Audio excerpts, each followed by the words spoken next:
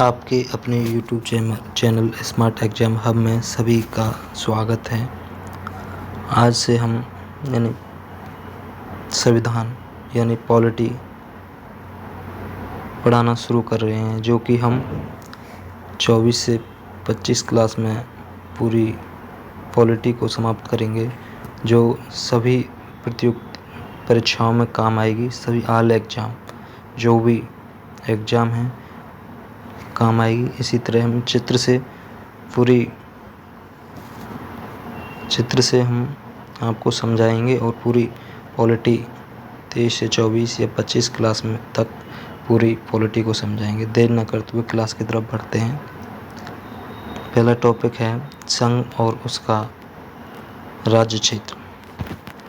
इसमें बात की जाती है कि अखंड भारत से आधुनिक भारत तक का ऐतिहासिक और संवैधानिक सफ़र है।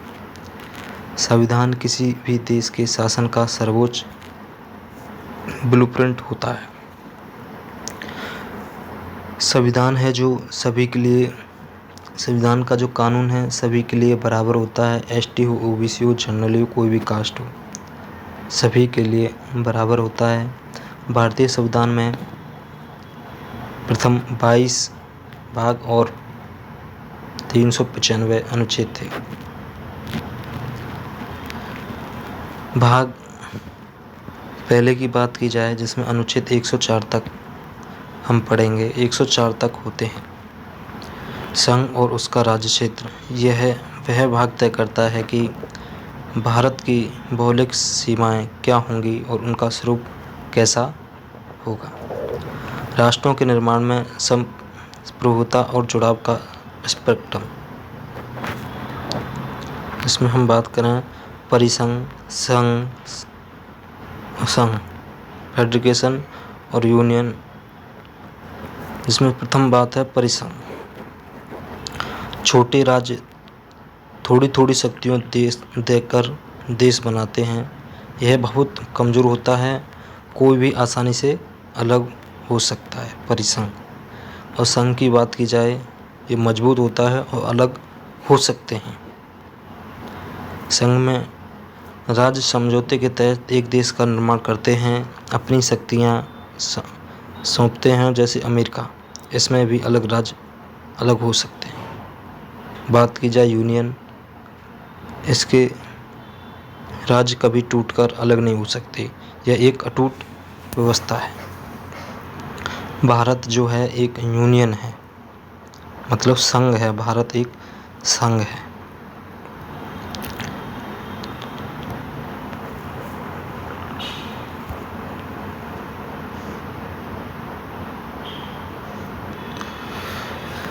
बात करें अनुच्छेद 1 और 2 राष्ट्र की पहचान और विस्तार तय करते हैं। अनुच्छेद 1 में हमारे में भारत अर्थात इंडिया राज्यों का संघ है। इसमें राज्य कभी टूटकर अलग नहीं हो सकते, अनुच्छेद 1 में कहा गया है। अनुच्छेद 2 में संसद राष्ट्रपति की पूर्व अनुमति या सूचना पर किसी विदेशी राज्य व उसके टुकड़े को भारत में मिला सकते हैं। किसके तहत? अनुच्छेद 2 के तहत। जैसे हुआ भी है सिक्किम विलय। 35वां संविधान संशोधन 1974 में सिक्किम को सह राज्य बनाया गया और 36वें संविधान संशोधन के द्वारा 16 मई 1975 को भारत का 22वां पूर्ण राज्य बनाया गया सिक्किम को। आप देख ही रहे हैं सिक्किम, ठीक है, सिक्किम यहाँ पर है। आगे बात की जाए, संसद बिना राज्यों की अनुमति की उनकी आंतरिक सीमा बदल सकती हैं। जैसे अनुच्छेद 3 में संसद राष्ट्रपति की पूर्व अनुमति से भारत के किसी भी राज्य का नाम, सीमा या क्षेत्र में परिवर्तन कर सकती है बिना उस राज्य की अनुमति के। अनुच्छेद 3 में बताया गया है। अनुच्छेद 4 में अनुच्छेद 2 और 3 के तहत किए गए बदलावों को अनुच्छेद 368 के बाहर रखा है। इसके लिए राष्ट्रपति के विशेष हस्ताक्षर या अनुमति की आवश्यकता नहीं है।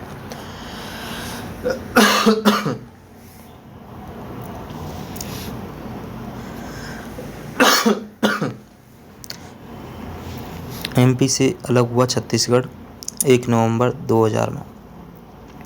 यूपी से अलग हुआ उत्तराखंड यूपी से अलग हुआ उत्तराखंड 9 नवंबर 2000 में। बिहार से अलग हुआ झारखंड 15 नवंबर 2000 में। इसी प्रकार अनुच्छेद 3 और 4 के तहत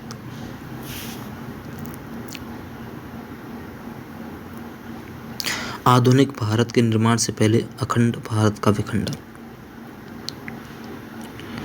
1893 में पहला टुकड़ा अफगानिस्तान जो डूरंड रेखा द्वारा अलग हुआ।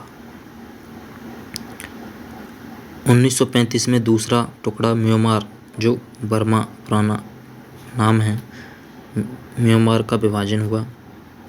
इसके बाद तीसरा टुकड़ा 1947 में पाकिस्तान जो मुस्लिम जनसंख्या के आधार पर पूर्वी और पश्चिमी पाकिस्तान बना। और आगे बात की जाए भारत पाकिस्तान के बीच रेड क्लिफ रेखा है और भारत और बांग्लादेश के बीच जीरो लाइन है, शून्य रेखा। और आगे बात की जाए तो 1947 में 552 रियासतों को मिलाकर एक यूनियन बनाना सबसे बड़ी चुनौती थी, जिसमें आज़ादी के समय अंग्रेज़ों ने 552 से अधिक देसी रियासतों को 3 खतरनाक विकल्प दिए। पाकिस्तान में मिल जाएं या तो भारत में मिल जाएं या अपना एक स्वतंत्र देश बना लें, यह विकल्प थे। इसके बाद देखा जाए 552 टुकड़ों का एक फेडरेशन बनाना संभव नहीं था। इन्हें एक यूनियन में ढालने की ऐतिहासिक जिम्मेदारी एक विशेष टीम को सौंपी गई, जो कि रियासतों के एकीकरण के 3 प्रमुख रणनीतिकार थे, सरदार वल्लभ भाई पटेल जी, वीपी मेनन जी और लॉर्ड माउंटबेटन जी। सरदार वल्लभ भाई पटेल जी मुख्य वास्तुकार थे, जिन्होंने दृढ़ संकल्प और कूटनीति से रियासतों को भारत में विलय के लिए राजी किया। और दूसरे नंबर पर थे वीपी मेनन, सरदार पटेल के प्रमुख सचिव और रणनीतिक सलाहकार, जिन्होंने विलय के कानूनी ढांचे को तैयार किया। आगे बात की जाए लॉर्ड माउंटबेटन तत्कालीन वायसराय थे ये, जिन्होंने अपनी कूटनीतिक स्थिति का उपयोग कर राजाओं को भारत में शामिल होने के लिए प्रेरित किया। विलय से इनकार करने वाली 3 रियासतों और उनका समाधान। पहले नंबर पर आता है हैदराबाद। समस्या क्या थी यहाँ पे? निज़ाम पाकिस्तान मिलना चाहते थे, जो निज़ाम थे पाकिस्तान में मिलना चाहते थे, पर लेकिन इसका कैसे विलय किया गया, कैसे मिलाया गया? ऑपरेशन पोलो चलाया गया 17 सितंबर 1948 को। पुलिस की वर्दी में सेना भेजकर भारत में मिलाया गया। और दूसरा था जूनागढ़। समस्या क्या थी? गुजरात की यह रियासत पाकिस्तान जाना चाहती थी, तो इसके लिए क्या उपाय किया? सरदार पटेल ने जनमत संग्रह कराकर उसे भारत में मिलाया गया। जम्मू कश्मीर। समस्या जनता मुस्लिम थी, राजा हिंदू हरि सिंह स्वतंत्र देश बनाना चाहते थे, लेकिन पाकिस्तानी कबायली छापामारों का आक्रमण हुआ। समाधान क्या हुआ इसमें? 26 अक्टूबर 1947 को राजा हरि सिंह ने विलय पत्र पर हस्ताक्षर किए। ये विलय किए। फिर इसके बाद एकीकरण के बाद तैयार किया गया पहला प्रशासनिक ढांचा ABCD मॉडल। भाग 1A वे 9 राज्य जहां सीधे अंग्रेजों का शासन था। भाग B वे 9 बड़े राज्य जहां देसी रियासतों या राजाओं का शासन था।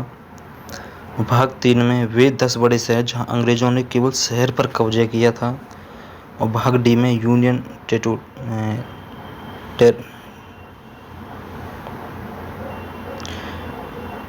एक केंद्र शासित प्रदेश था जो कि अंडमान और निकोबार। भाग D में फिर इसके आधार पर भाषाई आधार पर राज्यों की मांग और पहला ऐतिहासिक गठन हुआ। 1948 में एस के धर आयोग और जेवीपी समिति, जवाहरलाल नेहरू, वल्लभ भाई पटेल और पट्टाभी सीतारामैया ने भाषा के आधार पर राज्यों का गठन का विरोध किया। 1948 में 1 अक्टूबर 1953 में मजबूर होकर सरकार ने भाषाई आधार पर देश के पहले राज्य आंध्र प्रदेश का गठन किया। 1952 में तेलुगु भाषा के लिए अलग राज्यों की मांग करते हुए पोट्टी श्री रामुलु 56 दिन की भूख हड़ताल पर बैठे और उनकी मृत्यु हो गई। जनता का भयानक विरोध हुआ, जिसकी वजह से उन्होंने 1 अक्टूबर 1953 में भाषाई आधार पर आंध्र प्रदेश का गठन किया। फिर आगे बात की जाए तो फजल अली आयोग और 1956 का राज्य पुनर्गठन अधिनियम। गठन 1953 में फजल अली आयोग का गठन जिसमें 1956 में अपनी रिपोर्ट दी और भाषाई आधार पर राज्यों को कानूनी मान्यता दी। संविधान संशोधन 7वां संविधान संशोधन 1956 में पारित किया गया और नया ढांचा देश के 14 राज्य और 6 संघ शासित प्रदेशों में पुनर्गठित किया गया। पुनर्गठन का एक उदाहरण शाह आयोग द्वारा PEPSU का विभाजन।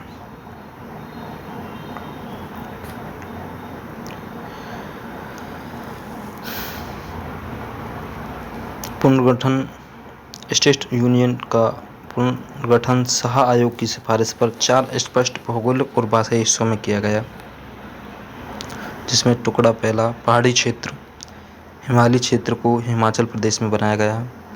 दूसरा टुकड़ा था हिंदी बोलने वाले देश को हरियाणा बनाया गया और तीसरा टुकड़ा पंजाबी बोलने वाले क्षेत्र को पंजाब ही रहने दिया गया और टुकड़ा चौथा विवादित या राजधानी चंडीगढ़ को केंद्र शासित प्रदेश मतलब यूटी घोषित किया गया।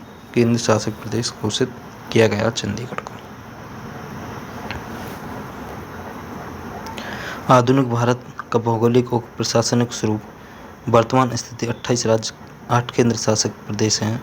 नवीनतम बदलाव, जम्मू कश्मीर से पूर्ण राज्य का दर्जा वापस लेकर इसे 2 यूटी जम्मू कश्मीर और लद्दाख में बांटा गया। दादर और नगर हवेली और दमन और दीव को मिलाकर एक ही यूटी कर दिया गया। विशेष बात, दिल्ली, पुडुचेरी और जम्मू कश्मीर ऐसे यूटी हैं जिनमें अपनी विधानसभा और उच्च न्यायालय हाईकोर्ट है, परंतु ये पूरी तरह से संसदीय नियंत्रण में कार्य करते हैं। इसमें आप देख सकते हैं कौन सा राज्य कौन सी जगह है। जम्मू कश्मीर, दादर नगर हवेली, दिल्ली, पंजाब, सब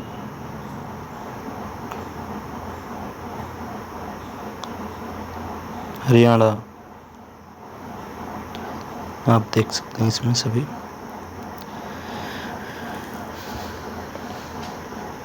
विखंडन से एकीकरण तक एक अटूट राष्ट्र का निर्माण।